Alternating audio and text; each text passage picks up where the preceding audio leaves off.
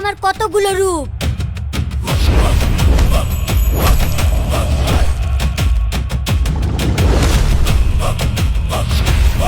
কিরে, এইবারও ভয় পেলি না? দাঁড়া।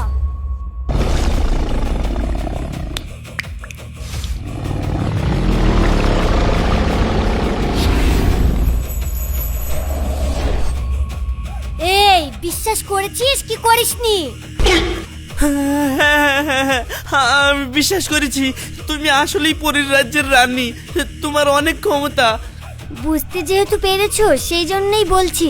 একটু আগেই বললে তুমি রিয়াকে বউ করে পেলে, তুমি কোনো দুঃখ নেই। যেহেতু তোমার জানের মায়া নেই, ওই জানটা তুমি আমাকে দিয়ে দাও। বিনিময়ে আমি তোমার সঙ্গে পৃথিবীর যে কোনো মেয়ের বিয়ে দিয়ে দেব। তার সঙ্গে আমি তোমার আরো 5টা ইচ্ছে পূরণ করব। রিয়াকে যদি আমি বউ হিসাবে পাই, তারপরেও তো আমার কাছে 5টা ইচ্ছা থাকছে। ওই ইচ্ছাতেই আমি বলবো যে বুড়ি হওয়ার আগে আমি মরবো না, সারা জীবন বেঁচে থাকতে চাই। এই বললেই তো আমি মরছি নি। বুদ্ধি থাকলে আবার চিন্তা করা লাগে। শালা এত বুদ্ধি কেন আমার মাথায়? ঠিক আছে, আমি রাজি। ফার্স্টে আমার রিয়ার সঙ্গে বিধি দাও আর বিশাল বড় লোক করে দাও।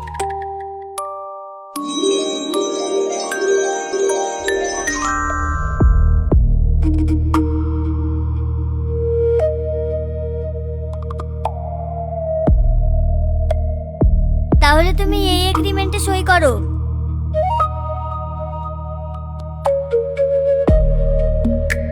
এই নাও, সই করা হয়ে গেল। তাহলে তুমি আমার বিয়ের ব্যবস্থা করো। ঠিক আছে, 1 মিনিট দাঁড়াও।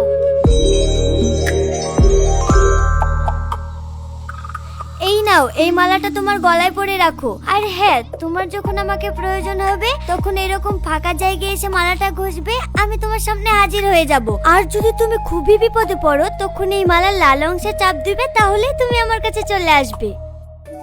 ঠিক আছে, তাহলে আমার রিয়ার সঙ্গে বিটা দিয়ে দাও। ঠিক আছে, তোমার যা ইচ্ছা।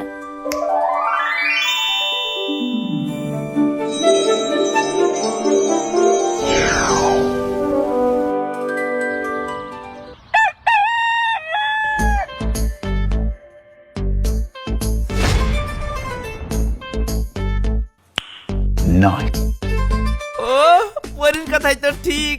একবারে বিয়ে হয়ে গেল আমার। কি শান্তি।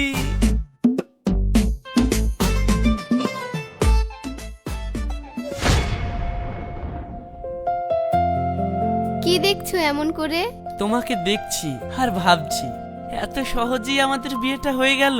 আমি পেয়ে গেলাম তোমাকে।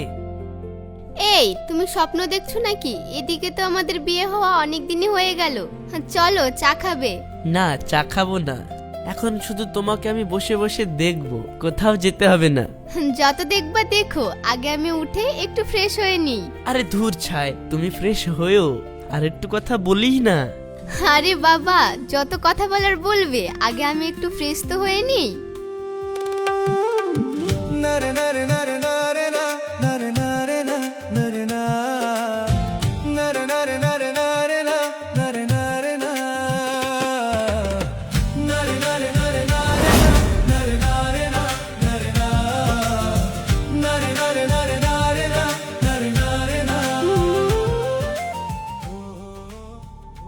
আই লাভ ইউ সাহেব, আমি তোমাকে অনেক ভালোবাসি।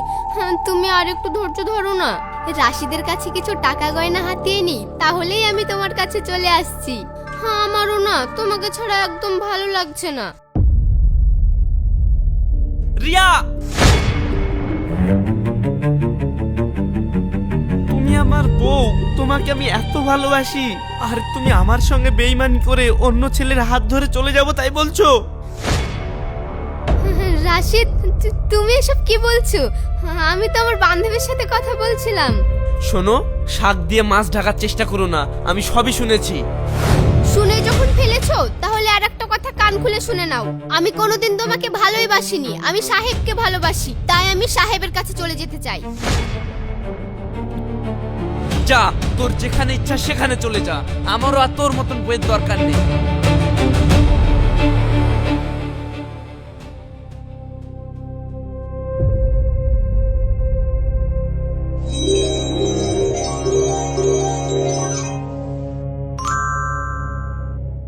বলো মিস্টার রাশিদ। তুমি পরি না, তুমি হচ্ছে পরিণামে কলঙ্ক। তোমার সঙ্গে আমি কি চেয়েছিলাম আর কি দিলা বলো দিনি? তুমি যা চেয়েছো আমি তোমাকে তাই দিয়েছি। তুমি বড়লোক হতে চেয়েছো আর রিয়াকে বউ হিসাবে চেয়েছো, আমি তাই দিয়েছি। তোমার ইচ্ছে তো পূরণ হয়ে গেছে। ইচ্ছা পূরণ হয়েছে না ছাই হয়েছে? বাসর ঘরের পরের দিনই বলছে অন্য ছেলের সঙ্গে পালিয়ে যাবো। দেখো তুমি যা চেয়েছিলে আমি তাই দিয়েছি। এইবার যদি কিছু চাইতে হয় তাহলে হিসাব করে ভালো করে বলবে, তাহলে তোমাকে সব জিনিসই দেওয়া যাবে। পরে কিন্তু তুমি আমাকে দোষ দেবে না। শালা যাহাই ঠকা ঠকি গেলাম, একটা ইচ্ছা পূরণ একদিনে শেষ হয়ে গেল। যাক, এখনো তো আমার কাছে 5টা ইচ্ছা পূরণের শর্ত আছে। এবার একটু হিসাব করি চাইলি। শোনো পরি, রিয়ার চরিত্রটা ঠিক করে দাও, আর রিয়ার কেমন ছেলে পছন্দ সেটা আমাকে বলো।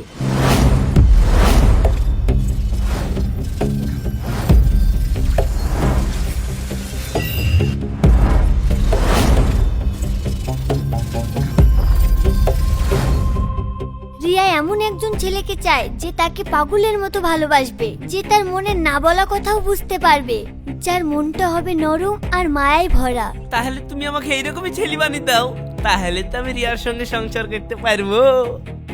ঠিক আছে, তুমি যা চাইছো সেই রকমই বানিয়ে দিচ্ছি।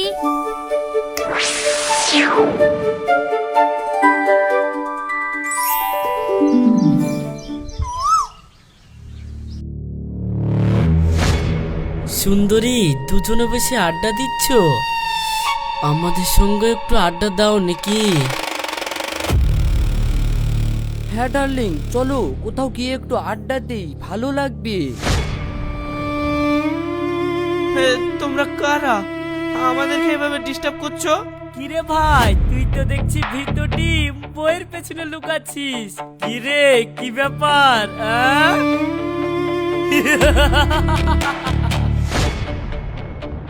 কি গো, ওরা আমাকে ডিস্টার্ব করছে আর তুমি আমার স্বামী হয়ে অন্যায়ের প্রতিবাদ না করে আমার পেছনে লুকাচ্ছ।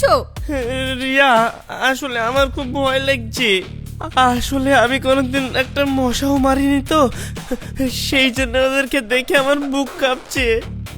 কি বললি তুই? তোর সামনে তোর বউকে ইফতেজিং করছে আর তুই বলছিস ওদেরকে দেখে তোর বুক কাঁপছে?